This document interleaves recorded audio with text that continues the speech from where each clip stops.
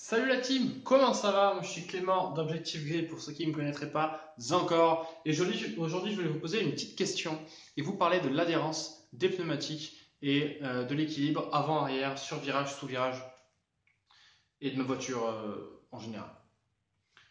Donc la petite question c'est est-ce que ça vous intéresserait donc que je fasse une petite vidéo sur la voiture et sur comment j'ai réussi à avoir une voiture qui n'est pas ultra sous-vireuse malgré des pneus en 255 neufs à l'arrière en semi-slick et avec des pneus en 225 non pardon 215 à l'avant, pneus route classique standard dégueulasse. Donc si ça vous intéresse, je vous fais ça une petite vidéo, juste mettez-moi en commentaire si ça vous intéresse ou pas, sinon on passe à autre chose et on reste sur l'huile. Donc voilà, petite histoire, en fait ce week-end j'ai dû changer les pneus de ma voiture parce que j'avais une crevaison sur donc les pneus avant. Et les jantes à l'arrière, à cause du déport, etc., c'est des jantes donc en 8,5 pouces de large. Et le problème, c'est qu'il n'y a pas assez de déport vers l'extérieur. Et du coup, la jante et le pneu touchent l'amortisseur. Donc c'est l'intérêt d'avoir un ressort qui est assez petit en fait, et pas un ressort qui a un gros diamètre. Mais bref, même avec un petit ressort, là ça touche quand même, il faudrait que ce soit encore plus petit. Donc je ne peux pas les mettre à l'avant. Donc j'ai dû à l'avant enlever les jantes crevées, enfin un des pneus crevés, donc les deux en fait finalement, et mettre les deux mêmes pneus à l'avant, sinon ça ne convient pas bien sûr. Le problème c'est que du coup à l'avant j'avais des pneus route dégueulasses, quasiment en fin de vie, voilà, on va dire 75% d'usure, donc c'est pas foufou. Surtout qu'à l'arrière j'avais des Toyo R888 tout neufs, qui n'avaient jamais roulé encore, en 255 de large. Voilà. Et donc, en général, quand on a quelque chose comme ça, on se dit putain, ça va sous-virer de fou, surtout qu'à l'avant, j'ai des amortisseurs assez rigides, même très rigides par rapport à l'arrière. Et d'ailleurs, ça va changer.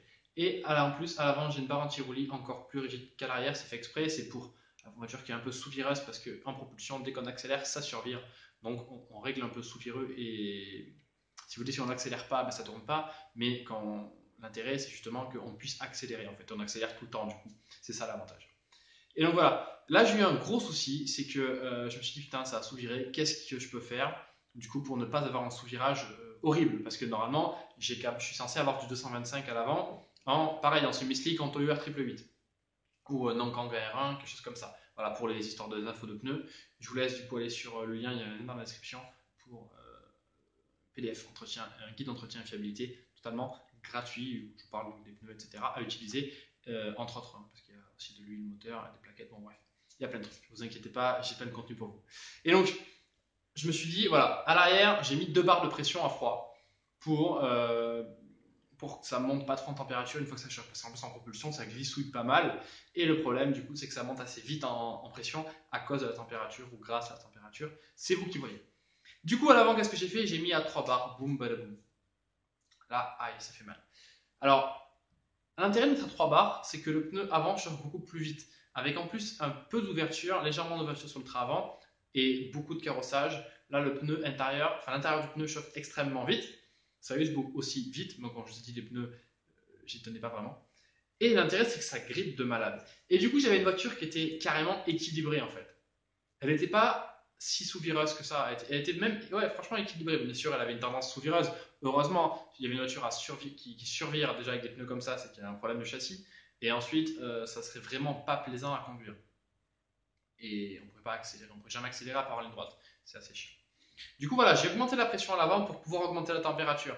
Parce qu'en fait, augmenter la pression à froid, ça augmente la température à froid, si vous voulez, dans les premières minutes de roulage.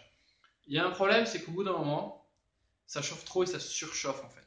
Voilà. Donc ça m'a permis d'avoir une voiture qui est très agréable à conduire malgré cette différence énorme, encore une fois, autant vers la taille que pour la qualité de gomme des pneus entre l'avant et l'arrière. Donc voilà, c'est l'intérêt en fait, on peut choisir l'équilibre de la voiture sur virage, sous virage, juste avec la pression de pneus.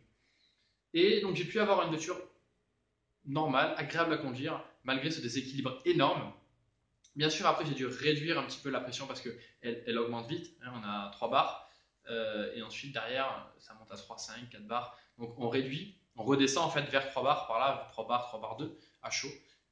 Et on a du coup quelque chose qui est quand même très agréable. Bon, bien sûr, il ne faut pas non plus aller trop fort sur les pneus avant, il faut y penser parce que c'est des pneus de merde et du coup, ça surchauffe aussi très vite.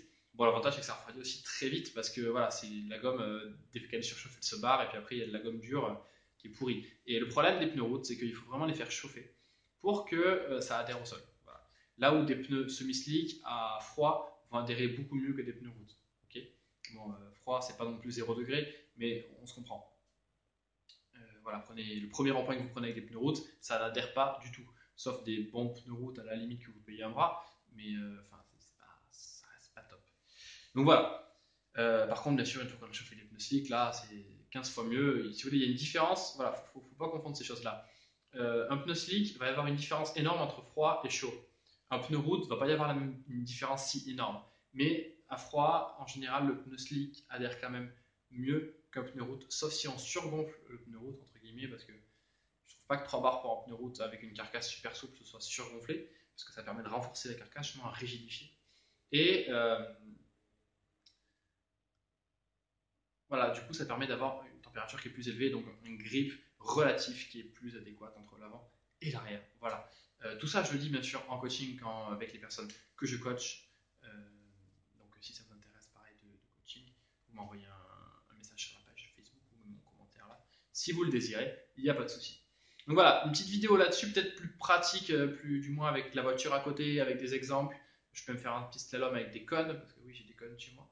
Quelque chose comme ça qui peut être très sympa pour vous montrer en fait l'équipe de la voiture. Et même voilà, on met de la pression, on enlève de la pression et on voit ce que ça donne en fait. Comment ça va jouer sur la dynamique de la voiture et sur les températures de pneus aussi, ça pourrait être très sympa.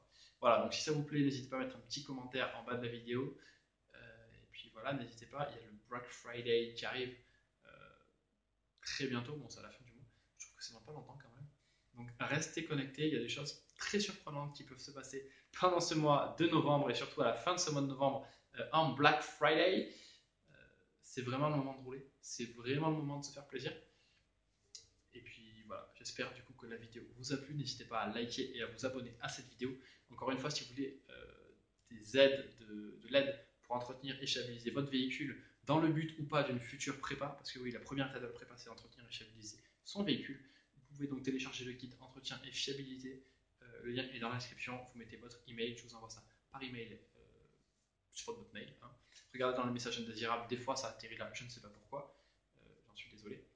Et voilà, c'est juste un PDF, hein, c'est pas un virus, ne vous inquiétez pas, c'est pas un exécutable, quoi que ce soit, c'est pas un programme, c'est vraiment juste un PDF.